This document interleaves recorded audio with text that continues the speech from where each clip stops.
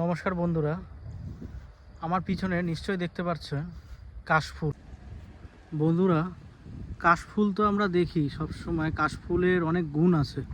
কাশফুলের যে শীষগুলো আছে সেই শীষগুলা দিয়ে ঝাড়ুও তৈরি করা হয়, আমি দেখাবো।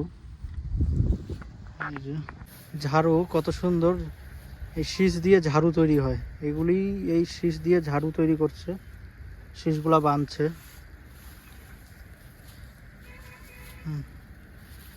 এই শীষ দিয়ে ঝাড়ু তৈরি হয় না? হ্যাঁ হ্যাঁ, কতদিন যায় এটা? ভালো করে বান্ধিয়ে পারলে তো যাবে রে বাবু, আর ভালো করে না পারে বান্ধিবা। এদিকে একটু তাকাও তাকাও তাকাও। হ্যাঁ, কি বললা? ভালো করে বান্ধিবা লাগে। আচ্ছা, বান্ধে এনে তারপর ঝাড়ুতে করবা লাগে।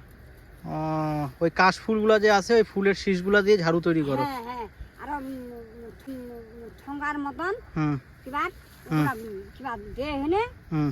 অবস্থা ঝাড়ু, কি সুন্দর ঝাড়ু হয়। ওনার কথাটা হয়তো আপনারা বুঝতে পারছেন। উনি বলতে যাচ্ছে যে কাশফুলের যে শীষটা আছে সেই শীষটা দিয়ে ঝাড়ু তৈরি হয়। তো ওটা পাকা ঘর, মাটির ঘর, সবকিছুতেই ঝাড়ু দেওয়া যায়। এই দেখেন তৈরি করছে। বাবুরে হেলনা হেলনা হেলনা হেলনা।